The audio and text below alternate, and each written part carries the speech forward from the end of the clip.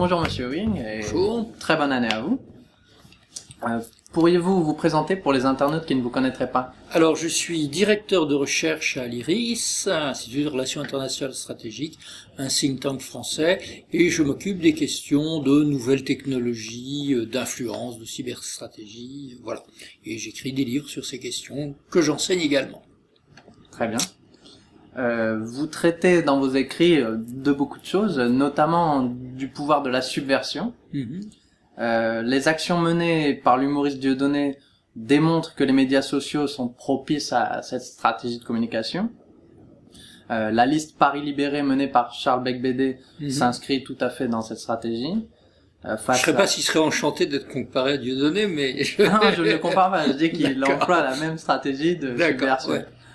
Face à ses adversaires politiques qui sont Nathalie Kosciusko-Morizet et Anne Hidalgo, qui représentent le pouvoir établi.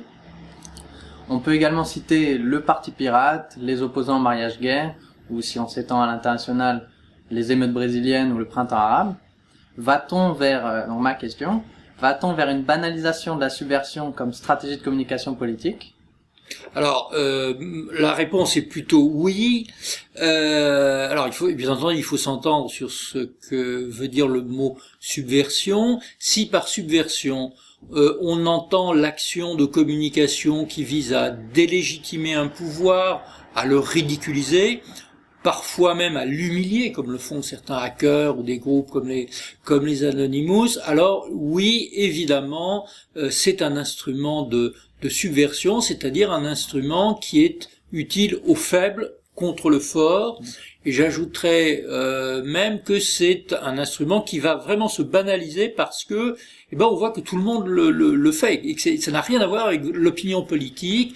Les Tea Parties l'utilisent, les étudiants canadiens l'utilisent, les anti-mariage gays l'utilisent.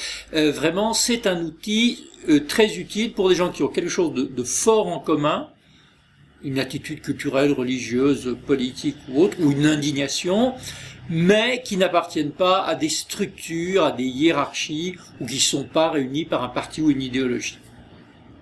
Très bien. Préconisez-vous la mise en place de veille sur les réseaux sociaux comme moyen préventif à cette subversion? Alors, bien sûr, puisque on va très vite. Alors, le problème de toute stratégie, c'est le problème du temps, et le problème de celui qui veut se défendre, ou qui veut défendre sa réputation, si c'est une entreprise, ou son image, si c'est un homme politique, ou un parti, ou se mettre à l'abri d'une crise d'information, c'est évidemment de commencer par la veille. La veille va permettre de voir, on va sentir des courants, on va sentir des problématiques qui prennent, et une problématique qui prend, c'est une problématique qui est reprise, qui est citée, qui va faire boule de neige. Donc évidemment, il y a intérêt à mener cette veille, mais il y a aussi intérêt à garder ses nerfs, à ne pas, il faut pas avoir le complexe de miroir, suis-je toujours la plus belle, et s'affoler comme le font certaines entreprises dès qu'il y a la moindre critique qui apparaît sur les réseaux sociaux. Ça apparaîtra toujours. Il ne faut s'inquiéter que si ça prend une certaine ampleur, et cette ampleur, ça la prend souvent en prenant un écho dans les médias classiques. Ça, c'est normal. D'accord. Donc prendre le pouls, mais pas réagir à tout. Ne pas réagir. Il y a un risque, c'est ce qu'on appelle le risque de l'effet Barbara Streisand. C'est cette actrice qui avait réagi très violemment à des éléments sur sa maison Hollywood. Enfin, c'est pas une histoire très grave. D'ailleurs, on critiquait des permis de construire ou l'esthétique de sa maison, je ne sais plus quoi. Elle a tellement réagi avec fureur que tout le monde a été au courant de cette affaire qui autrement n'aurait intéressé personne. Voilà. Donc, il y a des moments où la bonne stratégie, c'est le calme et le silence. Très bien. Les réseaux sociaux sont une chance énorme pour la démocratie participative. On fait pourtant le constat que les hommes politiques ne comprennent pas encore bien les opportunités offertes et restent dans des schémas de communication top-down, ou très aristocratiques, on pourrait dire. Quel est votre avis sur la question? Alors, c'est une chance pour la démocratie participative, oui, mais uniquement une chance. Et quand vous dites une chance, il y a aussi des risques. Je veux dire que les réseaux sociaux comportent de très gros risques. Par exemple, il y a le risque de s'isoler dans ce que j'appelle sa bulle informationnelle, de ne fréquenter que des gens qui ont les mêmes théories que vous, et ça c'est très clair dans les des gens qui ont des théories complotistes par exemple. Ils peuvent se réunir entre eux et ressasser, ils trouvent des centaines d'arguments qui les renforcent et ils s'éloignent de plus en plus, comme une comète qui dérive, ils s'éloignent de plus en plus de l'opinion commune ou du débat normal. Bon, il y aurait beaucoup de critiques à faire sur les dangers des réseaux sociaux mal employés. On peut renforcer ce qu'on appelle ces biais cognitifs, ça peut être une prime aux plus extrémistes, enfin, il y a des dangers. Mais ces dangers, évidemment, ne valent pas les chances et les opportunités que ça offre à chacun de s'exprimer, à des communautés de se réunir. Alors, est-ce que les hommes politiques s'y adaptent ? D'après ce que je vois, ça n'est pas extraordinairement brillant en France.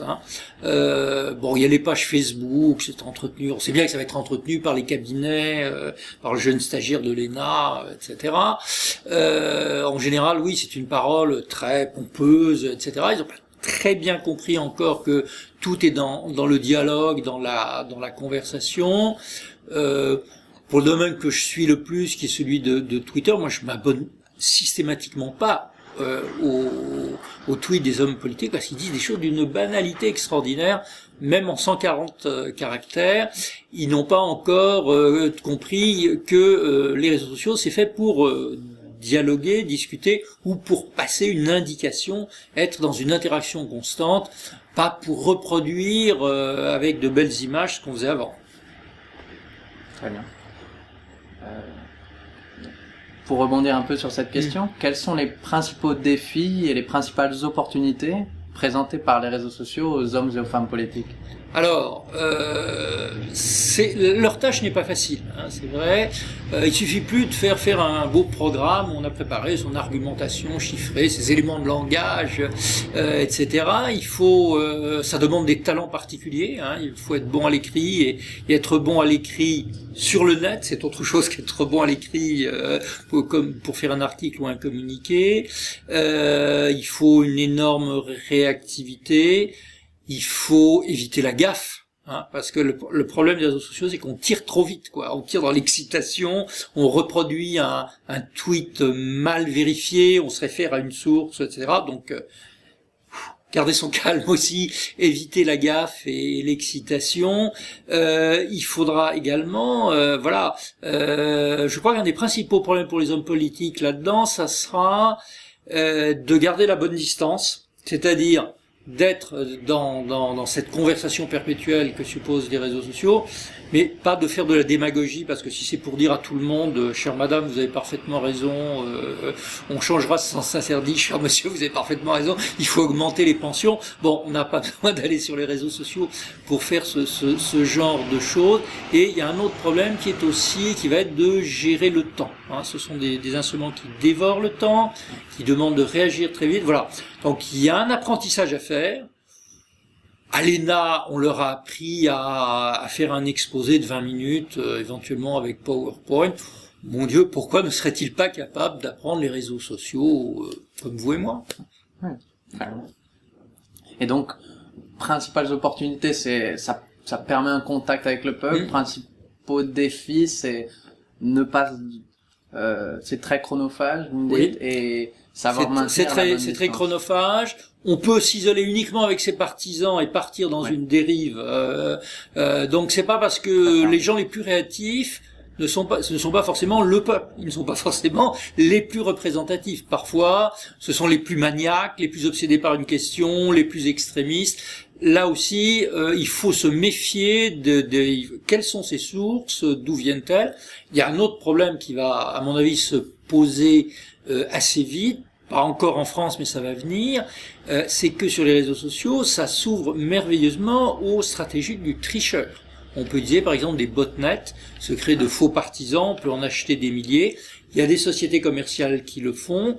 Il y a aussi des services secrets qui le font, qui engagent soit des mercenaires humains, soit des algorithmes.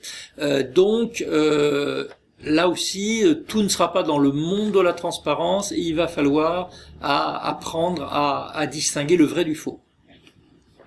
Très bien. Sur les réseaux sociaux, alors vous venez un peu d'en parler, c'est intéressant. Sur les réseaux sociaux, ce sont une poignée d'influenceurs qui donnent le ton. Le reste des internautes ont tendance à partager, aimer ou commenter le contenu écrit par ces poignées d'influenceurs. Alors des outils tels que le nôtre permettent de détecter ces influenceurs clés en fonction alors de leur prolixité, de leur viralité, de la taille de la communauté qu'ils animent et qu'ils ont rassemblée, sur laquelle ils ont une influence. Vous paraît-il crucial d'avoir connaissance de ces principaux soutiens et détracteurs 2.0 dans le combat d'influence politique? Alors oui, bien sûr. Les réseaux sociaux sont de merveilleux instruments de démocratie participative, mais certains sont beaucoup plus égaux que d'autres, hein, pour reprendre le mot de Churchill. C'est-à-dire que nous avons tous théoriquement la même chance que notre message soit reproduit, ou nous avons la même chance théorique que des milliards d'internautes viennent nous rendre visite, mais ça n'aura jamais lieu. Et nous savons très bien que, comme le terminal ultime, c'est-à-dire le cerveau humain, le temps de cerveau humain est limité, ça ne se produira jamais. Donc il y a des influenceurs, bien entendu, ça existe, et ils se caractérisent par l'ampleur de leur parole, la façon dont elle est reproduite, leur capacité d'être à des points cruciaux où converge l'information, d'où elle repart. Et un des problèmes d'ailleurs, c'est alors on peut faire des listes de critères, nombre de tweets, nombre de citations, des péréquations, puis on identifie des centres d'activité. Ça marche relativement bien. Le problème, c'est qu'on les découvre un petit peu après coup et que c'est toujours assez difficile d'expliquer pourquoi ça a marché, pourquoi celui-là, même s'il est très actif, même s'il y passe beaucoup de temps, même s'il a un petit sens de la formule, marche beaucoup mieux que celui-là. Traditionnellement, dans la théorie la sociologie des médias, on parle des gatekeepers, on va traduire ça par les gardes-barrières, ceux qui filtrent l'information qui va être importante, qui va passer à la une, aux 20 heures, etc., ou qui disent que ce massacre dans un pays exotique, ça n'intéresse personne, donc on en fait 2 minutes. On sait les identifier, je veux dire, ils font les dîners parisiens, ils ont des tribunes, ils ont un titre, directeur de rédaction, etc. Sur les réseaux sociaux, voilà, le problème c'est beaucoup plus difficile de les identifier, ni par leur nombre de livres, ni par leur nombre de tribunes, ni par les commissions dont ils font partie. Ça se voit uniquement sur les résultats et c'est une drôle d'alchimie qu'on a du mal à définir. Bon, on en voit quelques éléments quand même. Et du coup, votre problématique, ce serait de dire, ces gens-là existent, on a juste du mal à les identifier au moment voulu, au moment Oui, important. alors c'est assez difficile de les identifier en amont. Hein. C'était assez difficile de les identifier avant, d'autant plus qu'on peut être influent ou d'être suivi sur un thème et pas du tout sur un autre. Hein. C'est pas une sorte de capital culturel qu'on garderait toute sa vie. On peut le perdre très vite. Voilà, donc c'est quelque chose de très fluctuant.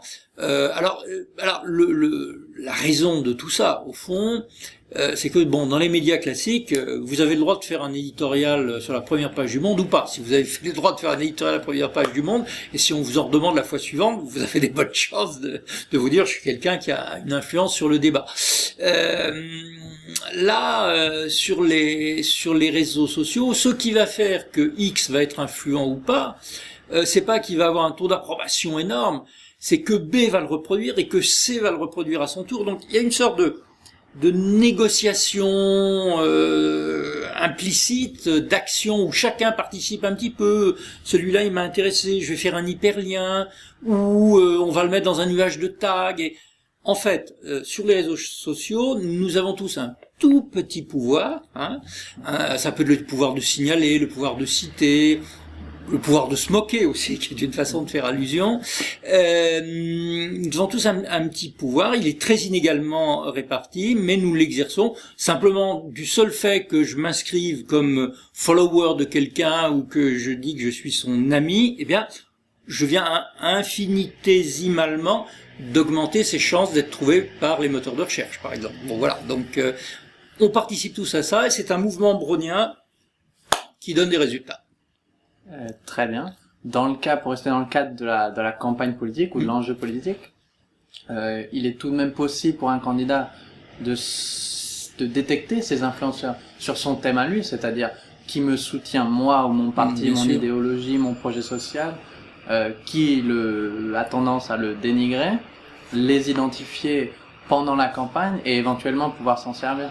Bien sûr, d'ailleurs il y a des tas de méthodes pour ça.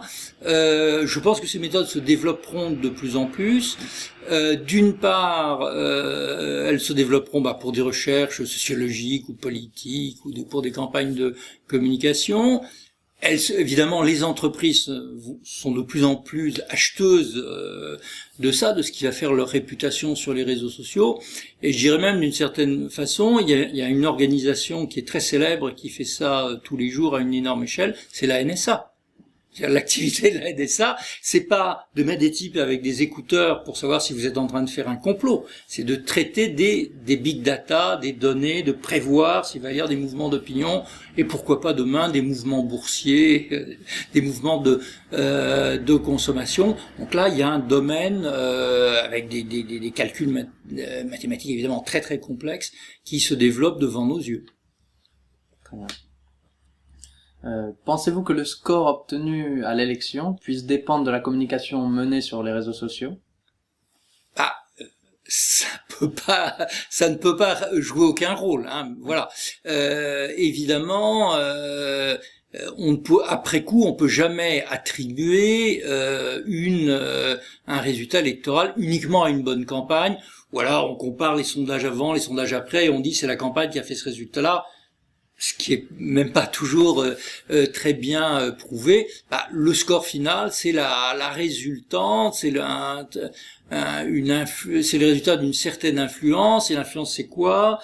C'est la composante entre votre image et l'image que vous aviez déjà, et des choses qui parfois datent de longtemps. Ce que vous dites, bien entendu, votre rhétorique, la façon dont c'est interprété, et puis les relais qui vont vous suivre, et ça c'est un élément qui est de plus en plus important dans les réseaux sociaux. Il suffit pas pour faire une bonne campagne de pub d'être copain avec le représentant local de FR3 ou d'avoir une tribune dans un journal national. Il faut avoir plus que des supporters passifs qui vous applaudissent dans les meetings, il faut avoir des relais qui vous citent, qui vous commentent, etc. Comment peut-on évaluer dans ce cas la réussite par rapport à son adversaire politique sur ces réseaux sociaux? Alors on peut essayer de quantifier tout ça. Voilà, évidemment, déjà le fait ça commence par une bataille de l'attention. Le nombre de citations, voilà. Alors ça, ce sont des choses qu'on peut modéliser. On fait des jolis graphiques avec des lignes qui convergent, un peu comme c'est évidemment un des éléments. Alors on travaille aussi sur de l'analyse sémantique pour essayer de trouver ce que les Américains appellent des mèmes, c'est-à-dire des termes qui ont à peu près la même connotation, à peu près le même sens. Et ça, on peut mesurer ça. On voit bien, alors voilà, on voit les liens entre les différentes sphères, qui communiquent avec qui ou qui se ferment à qui. Ça aussi, c'est une indication intéressante. On voit un petit peu la quantité d'attention qu'on attire. On peut voir le sens général, ça donne une première approximation, mais une élection, ça se met pas en équation dans un ordinateur, c'est évident. Très bien. Alors, il est possible sur Twitter, via la géolocalisation, de cibler et de collecter tout ce qui se dit dans un périmètre donné, donc on peut réduire ça à l'échelle d'une commune, et d'y découvrir du coup ce que disent les habitants de cette commune. Recommanderiez-vous aux équipes de campagne qui opèrent dans les grandes villes d'investir dans ce travail d'écoute 2.0 de leurs concitoyens afin peut-être de mieux comprendre leurs attentes et leurs besoins? À partir du moment où effectivement on a un effet de ce qui équivaut un peu à de la géolocalisation, où il y a ces filtres effectivement que permet Twitter. Il est évident que quand vous tapez une recherche dans Twitter, ça ne va pas rechercher parmi des millions de tweets qui répondraient probablement à votre question. Donc il y a des filtres. Oui, un filtre géographique, ça paraît quelque chose d'assez logique. et ça permet peut-être aussi de pas se laisser intoxiquer pas sur l'importance d'opinions qui sont émises par des gens qui sont tout simplement pas vos électeurs. Il y a quand même une territorialité dans cette affaire. Gagner une élection, en particulier une élection locale, c'est pas forcément plaire aux élites, aux médias ou passer dans les médias de masse. C'est obtenir que le retraité ou le jeune chômeur de votre arrondissement aille voter pour lui, pour vous et pour personne d'autre. Très bien. Selon vous, l'homme politique et son équipe de communication doivent-ils répondre à l'ensemble des interpellations qui leur sont faites sur les réseaux sociaux? Non. Honnêtement, non. Alors d'abord pour les raisons de gestion de son temps que j'ai cité tout à l'heure, et je dirais pour une raison qui me paraît plus profonde, il y va un petit peu de la dignité du politique. Le politique, c'est pas une machine qui doit répondre à toutes les questions, c'est pas une hotline pour résoudre tous vos problèmes. Ça n'a pas réponse à tout. Quelle est finalement la place des réseaux sociaux dans une stratégie de campagne? Alors d'abord, c'est une place croissante pour une raison très simple. Il y a qu'à voir que le temps qui consacrent les gens, les liens que ça crée entre eux, les liens communautaires, la place que ça tient dans leur façon de s'informer. Donc, à l'évidence, ils vont avoir une place croissante. Une place croissante ne veut pas dire non plus qu'il faut tomber dans l'effet mode, de considérer que les autres médias ou les outils traditionnels sont devenus complètement ringards. Bon, c'est toujours la peine de passer à la télévision, et je crois aussi que c'est toujours la peine de tenir des meetings, de faire la tradition, d'aller sous les préaux d'école ou d'aller serrer des mains sur les marchés. Bien sûr, c'est un jeu, mais c'est un jeu symbolique, démocratique, qui a aussi sa place dans notre tradition, et c'est aussi l'occasion, sur le marché, c'est d'aller rencontrer Madame Michu, qui est pas forcément sur Twitter. Oui, puis je pense particulièrement vrai dans le cas d'une élection locale où les gens s'attendent à une présence sur le terrain et non pas uniquement digitale. Voilà. Et puis c'est vrai que le bonhomme ou la bonne femme en chair et en os, c'est pas la même chose que le tweet qu'on reçoit ou le message sur Facebook ou le Scoopy dont on sait parfaitement que c'est fait par une équipe de campagne quand même. Pour finir, quels conseils souhaiteriez-vous laisser aux équipes de campagne qui nous regardent? Je sais pas si j'ai très envie d'en donner un conseil. Écoutez, je crois que ne pas se laisser fasciner par la technique. Voilà, ça c'est peut-être mon expérience d'après ce que on fait quand même des choses comme ça avec nos étudiants. J'en ai sur le campus virtuel. C'est très amusant tous ces instruments-là. On aime bien cliquer avec ses petits doigts, mais quand même, c'est ne pas oublier le fond et ne pas se laisser fasciner par les jolies images ou les trucs branchés. Très bien. Un grand merci à vous d'avoir accepté notre interview.